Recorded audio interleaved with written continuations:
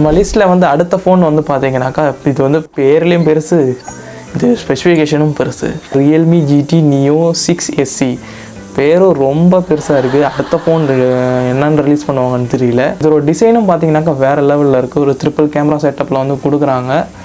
வாங்க இதோட ஸ்பெசிஃபிகேஷனை பார்க்கலாம்.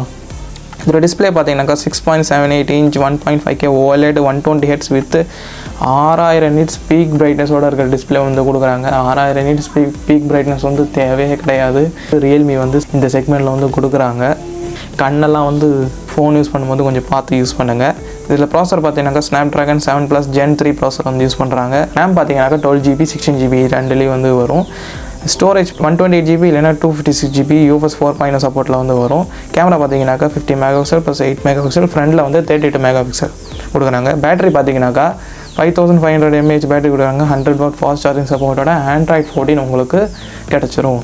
ஸோ இந்த ஃபோனும் பார்த்தீங்கன்னாக்கா மே எண்டில் தான் வந்து லான்ச் ஆக போகுது. 30,000 பட்ஜெட்டில் வந்து ஃபோன் வாங்க போகிறேன், எனக்கு வெயிட்டிங் பீரியட் வந்து பிரச்சனையே கிடையாதுனாக்கா மே எண்டு வரையும் காத்துருங்க. OnePlus Nord 4ம் Realme GT Neo 6 SE வந்து லான்ச் ஆக போகுது. இது ரெண்டுத்தில் எது வேணுன்றது ரிவ்யூ பார்த்து வந்து வாங்குங்க. ஸோ மறக்காமல் நம்ம சேனலை சப்ஸ்கிரைப் பண்ணுங்கள். அப்போ தான் வந்து இந்த மாதிரியான இன்ஃபர்மேட்டிவான வீடியோ வந்து உங்களுக்கு உடனே வந்து சேரும். தேங்க்யூ.